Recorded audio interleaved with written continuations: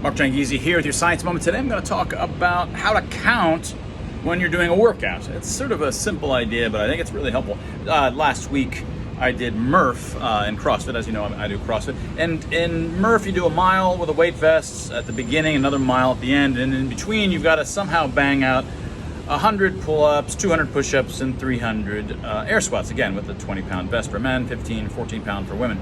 And now you can break it up in between all the pull-ups, push-ups, and sit-ups however you wish. So a very common way is to break it up into sets of 20 sets of 5, 10, 15. Now the problem with that is that sort of partway through you're on set 9 and you're like, oh crap, was I on 10 or 9? And so it can be stressful when you're kind of out of your mind whether you're really keeping track or not, and maybe you don't want to have to get chalk and worry about that, right? So it occurred to me a couple weeks before, I was like, I want to come up with a method where I'm not having to constantly think, okay, what round am I on? Because of course you're also counting your 5 pull-ups and 10 push-ups. You're counting another set of counts as well. So my thought was this, and I just count with different parts of my body. So I just count starting with my left hand. This is a mirror reverse. This is my left hand.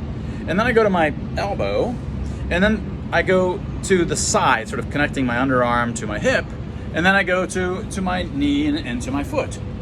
So that's the first, and then I start with my right, and then elbow, and then sort of side, and then knee, and then foot.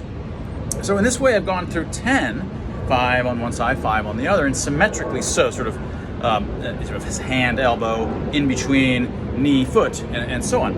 And you don't even count. That is, you don't associate them per se with numbers. You end up probably associating them, but you don't need to. You just say, while you're working out, I do it for laps at the pool as well. While you're doing, let's say, 20 laps, you just think to yourself, oh, I'm on left knee now. And so as you're doing it, you kind of have your mind slightly attend to your left knee, which is helpful because it's a lot farther from your foot in your somatosensory cortex. It sort of feels like a very different thing than if you were trying to just sort of remember fourness, the nature of 4 relative to 5 or 3.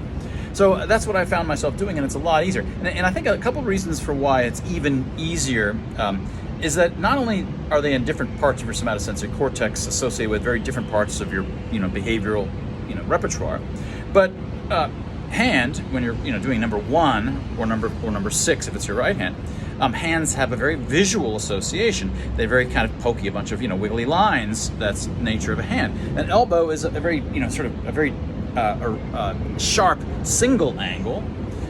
When you're at 3, which is sort of the side of your body, it seems very sort of smooth. And then when you're back to your knees, again, a very sharp angle, and then to your foot.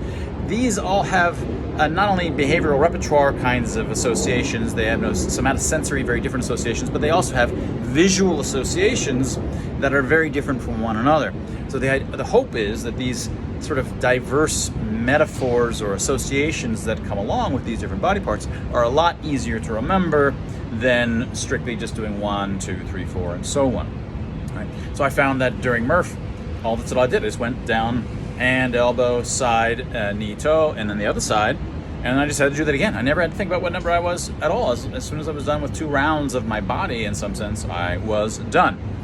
And that's your simple but potentially useful science moment.